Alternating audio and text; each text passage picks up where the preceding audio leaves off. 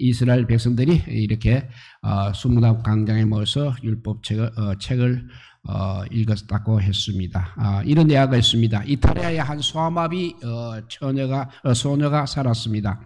그 여자는 자신의 장애를 비관해서 깊은 밤중에 이제 독약을 먹고 자살을 시도했습니다.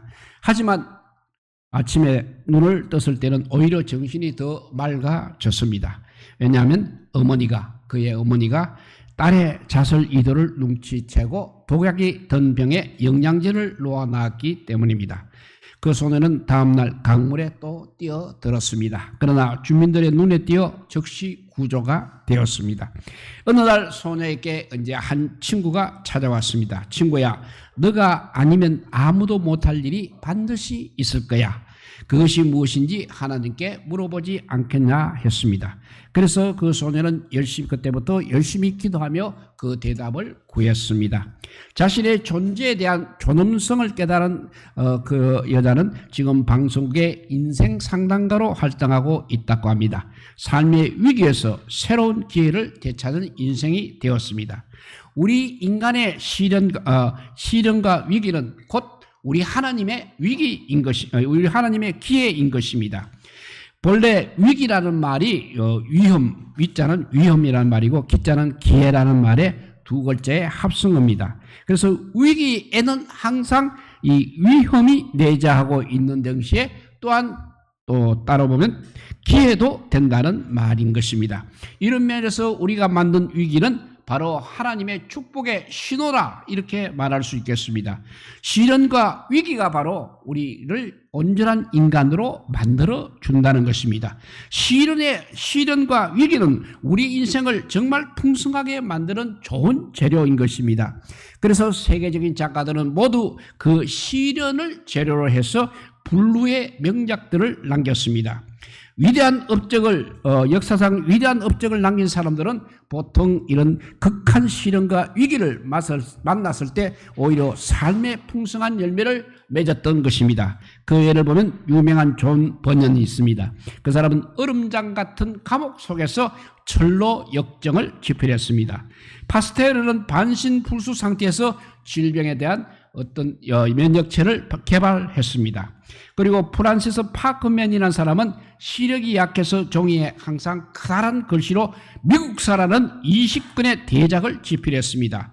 우리가 잘 아는 에디슨은 청각장애자였습니다. 그러나 추궁기를 발명했습니다. 밀턴은 시각장애자였습니다. 그러나 영국 최고의 시인으로 칭송을 받았습니다. 미국 대통령 프랑클린 루즈벨트는 지체장애자였으나 미국의 대통령이 되었습니다. 역사는 이렇게 시련과 위기에 용감하게 맞선 사람들에 의해서 새로 세워지는 것입니다. 태풍이 몰아치면 닭은 자신의 날개 속에 머리를 파묻고 잔뜩 옴츠립니다. 그러나 독수리는 날개를 활짝 펴고 바람을 이용해서 유유히 안전한 곳으로 이동합니다. 위기를 우리가 어떻게 맞이하느냐가 무엇보다도 중요한 삶의 자세인 것입니다. 사람들은 오늘 이 시대와 같이 정말 어려운 시대는 거의 없었다고 하나같이 말들을 하고 있습니다. 그래서 국가의 총체적 위기라는 그런 말까지 만들어내었습니다. 이전에 전쟁과 가난과 위기 속에서도 우리는 넉넉히 이길 수 있었지만 요즘은 왜 그런지 모두들 다 방황하고 모두 다 길을 잃고 헤매고 있는 것 같습니다. 국가의 모든 분야가 어려움이 많아졌습니다. 모든 것에 안정 역시 없어졌다 볼 수 있겠습니다. 그래도 모두가 노력은 하고 있지만 길을 제대로 찾지 못하고 있는 것입니다. 고민을 안 하는 것도 아니고 노력을 안 하는 것도 아니지만 우리는 길을 잃고 지금 헤매고 있다고 할 수 있겠습니다. 우리 경제에 온통 빨간불이 켜졌습니다. 그런데도 위기의식은 또 실종된 것 같습니다. 국제 원자적 가격이나 물가 급등 여러 가지 불안 등이 대내 여건 악화로 어려움을 겪고 있습니다. 또 하반기에도 역시 경제 성장률은 낮을 것이라고 예상하고 있고 물가는 오히려 더 뛸 전망이 있어 위기 극복을 위해서 우리 모두 힘을 모아야 할 시점이 되었습니다. 그럼에도 불구하고 돌아가는 상황은 풍랑을 많은 배의 자초 위기 상태입니다. 그렇다면 어떻게 우리가 이 위기를 극복할 수 있습니까? 오늘 본문이 기록된 느헤미야서는 크게 두 부분으로 나눌 수 있습니다. 전반부 1장에서 7장까지는 느헤미야가 주도한 제3 포로 귀환과 예루살렘 성벽 중건에 대해서 서술하고 있습니다. 뒷부분인 8장부터 이제 13장까지 후반부는 느헤미야가 에스라와 더불어서 실시한 종교 개혁에 관해 서술을 하고 있습니다. 바벨론 포로에서 돌아온 느헤미야는 예루살렘 성벽을 이제 무사히 완공시킨 후에 그와 같은 외비적이고 가시적인 성과에는 만족하지 않고 유대 사회 내부에 이제 영적인 부흥을 도모하기로 결심을 하였습니다. 왜냐하면 하나님께서 선지자를 통하여 이스라엘 백성에게 계속해서 말씀하신 것은 바로 뭐냐면 우상을 버리고 이제 하나님께로 돌아오라는 메시지입니다. 참신이신 하나님만 섬기라는 것입니다. 그러나 이스라엘 백성들은 하나님께로 돌아오지 않고 하나님을 섬기지 않았습니다. 오히려 그들은 이방신들을 섬겼습니다. 하나님을 의지하기보다는 세상의 힘을 의지했습니다. 그 결과 이스라엘 나라는 멸망했고 바벨론으로 포로로 잡혀갔던 것입니다. 이제 하나님의 은혜로 이스라엘 백성들이 하나님의 약속의 땅인 가나안으로 다시 돌아오게 되었습니다. 그리고 감사할 것은 파괴되었던 예루살렘 성벽을 재건할 수 있었던 것입니다. 그러나 느헤미야는 그것으로 만족하지 않고 잃어버렸던 하나님께 대한 이스라엘 백성들의 믿음과 신앙을 회복하기를 간절히 소원했습니다. 그래서 그 시도의 첫 단계로 유대 백성들 앞에서 이제 율법 책의 내용을 낭독함으로써 그들의 마음을 하나님께로 향하게 만든 사건이 바로 오늘 본문에 소개되고 있는 것입니다. 예루살렘 성벽이 완공된 후에 첫 번째 맞이한 7월 1일에 나팔절 절기를 지키기 위해 이제 유대 백성들이 한자리에 모이게 되었습니다. 그러자 에스라는 이제 율법책을 낭독하고 그 뜻을 해석해 주었습니다. 바로 이 사건은 유대 백성들 사이에 크단 회개 운동을 불러일으켜 주었습니다. 위기에 빠진 이 민족을 살리는 길은 바로 영적 부흥을 새롭게 일으켜야 하는 것입니다. 바벨론 포로에서 돌아와 예루살렘 성벽의 완공이라는 위협을 달성했음에도 불구하고 느헤미야는 유대 백성들에게 진정으로 필요한 것이 바로 이 영적 부흥이라는 사실을 잊지 않았던 것입니다. 외적으로 보이는 성전 건축 그리고 성벽 건축 이런 회복도 중요하지만 진정으로 필요한 것은 바로 영적 부흥에 있었다는 것입니다. 영국은 17세기 말 산업혁명의 결과로 얼마나 방하고 얼마나 어려움이 많이 왔는지 모릅니다. 성공의 뒤에는 항상 이런 방황이 오는 것을 말해주고 있습니다. 영국은 당시 문해부흥이 일어났습니다. 그 다음에 따라오는 이 계몽주의로 인하여서 신앙을 떠나게 되었습니다. 하나님을 떠나게 되었다는 것입니다. 여기서 계몽주의가 무엇이겠습니까? 한마디로 말하면 이성주의입니다. 이성, 우리 인간의 이성에 맞지 않는 것은 다 버리는 그런 생각입니다. 모든 것을 이성적으로 생각하고 판단한다는 것입니다. 이성주의가 우리 사회와 문화를 상당히 발전을 시켰습니다만은 그 다음에는 위기가 오고 그 문제가 오게 되어 있는 것입니다. 결국 영국이 이 위기를 맞이했던 것입니다. 이런 때 영국을 이 위기에서 건져낸 분이 바로 유명한 요한 웨슬리입니다. 옥스퍼드 대학에 있던 이 웨슬리가 하나님 앞에 기도하고 회개운동하고 경건운동하고 말씀운동하면서 영국을 위기에서 건져내었던 것입니다. 그렇습니다. 오늘 이 사회를 치료하는 길, 우리 모든 민족이 사는 길은 전능하신 하나님 앞으로 나아가야만 하는 것입니다. 하나님만이 우리를 새롭게 할 수 있습니다. 예수 그리스도 안에서 우리의 도덕이 바로서고 정신이 바로서고 윤리가 회복할 수 있는 것입니다. 무너진 우리의 모든 정신들을 이런 건강한 정신으로 회복할 수 있는 것입니다. 오늘 본문 1절에도 이스라엘 백성들이 바벨론에서 돌아와 성전을 짓고 또 성곽을 다 회복한 다음에 에스라와 느헤미야는 모든 백성을 수문 앞 광장으로 모이게 하고 하나님의 말씀을 듣고 새 회개 운동이 일어나게 됩니다. 모두 눈물을 흘리고 하나님 앞에 우리의 죄를 자복할 때 영적 부흥 운동이 일어나면서 그 민족이 살아났던 것입니다. 하나님 앞으로 반드시 돌아와야 합니다. 하나님 앞으로 돌아오면 하나님은 능력의 하나님이 되십니다. 그래서 회복할 수 있고 살릴 수 있고 기적의 하나님, 창조주 하나님, 하나님은 정말 못할 것이 없으신 분이십니다. 무조건 하나님께 돌아오면 살아난다는 것입니다.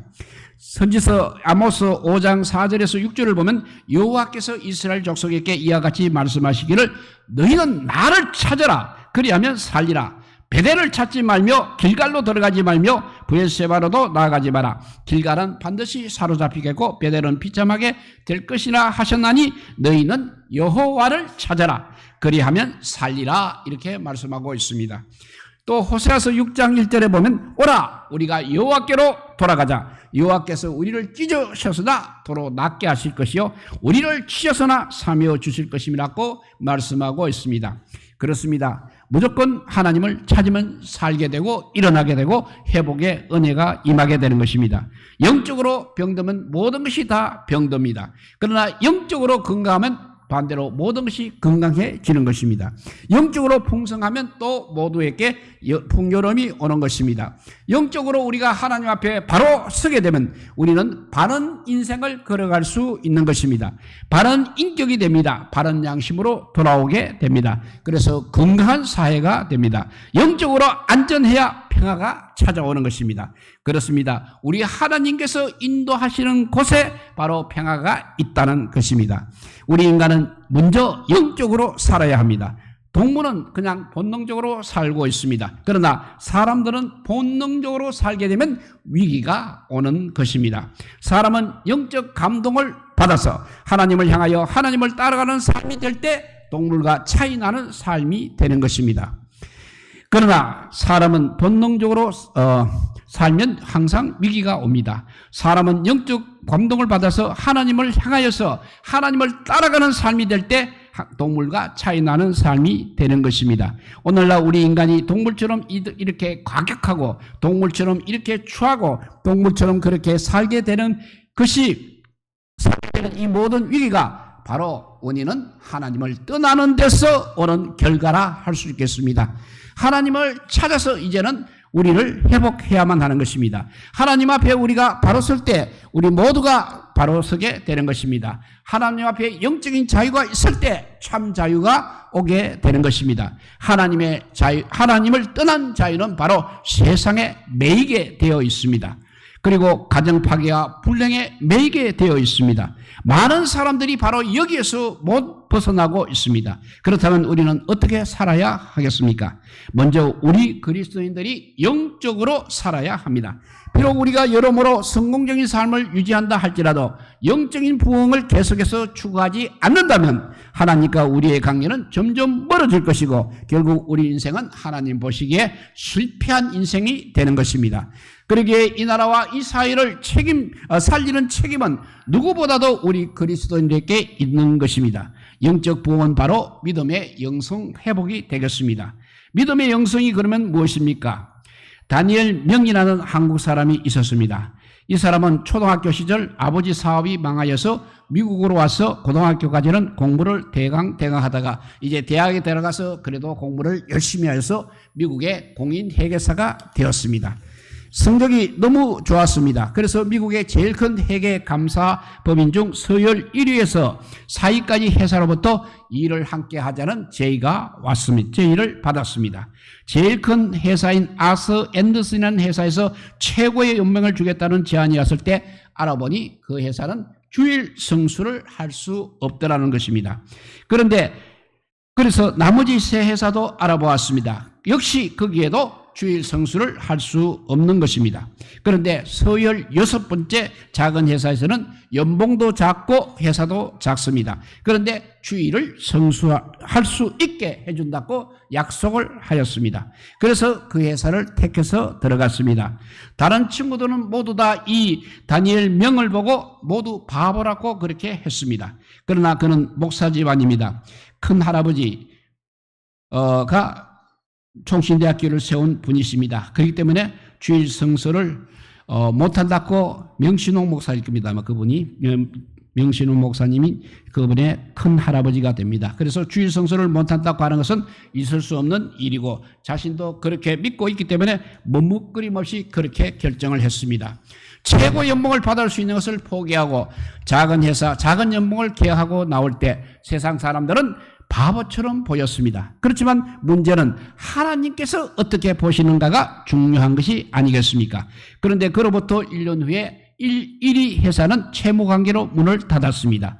6위인 자기 회사가 5인 회사와 병합하여 오히려 이제는 서열 1위의 회사가 되어버렸습니다.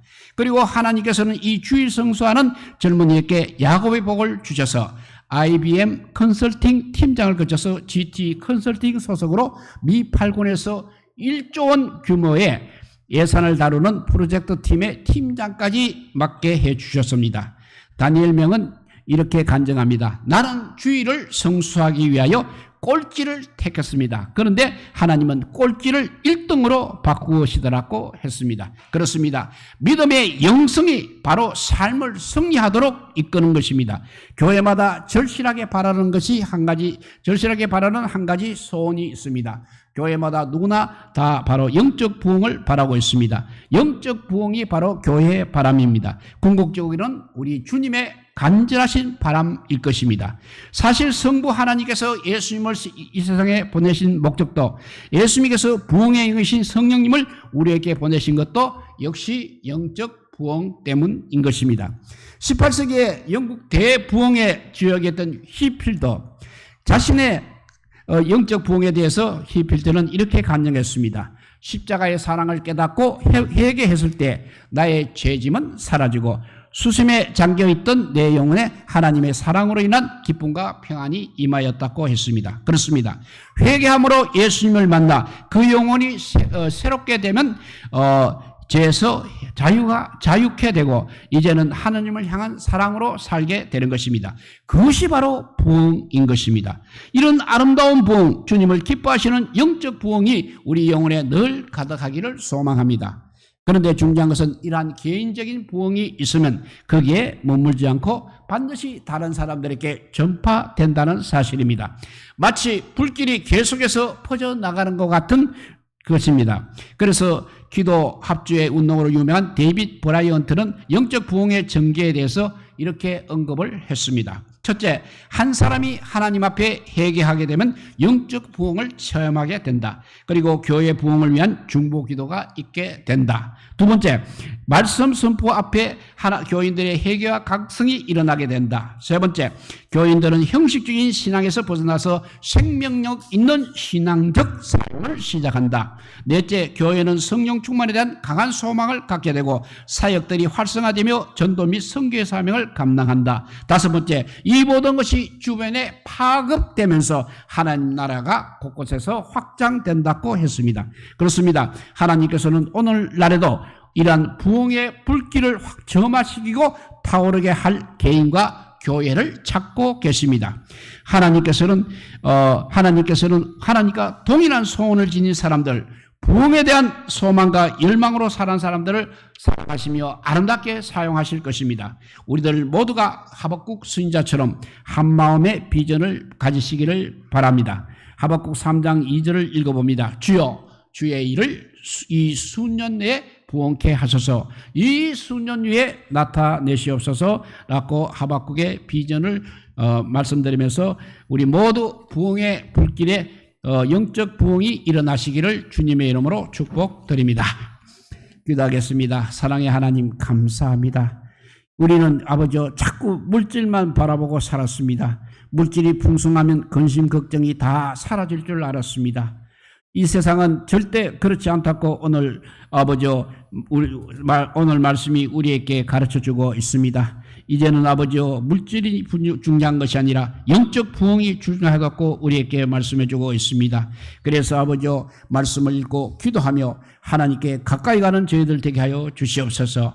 이 잠깐 사는 세상에서 사용하는 물질 때문에 영원한 세상을 잃어버리는 어리석음을 범하지 않고 항상 우리 마음속에 영적 부흥을 향해서 달려가는 뜨거운 열정이 있는 믿음의 사람들이 다 되게 하여 주시기를 간절히 빌고 원하올 때 이 모든 말씀 아무 공도 없으나 우리 구주 예수 그리스도 이름으로 기도드리옵나이다. 아멘.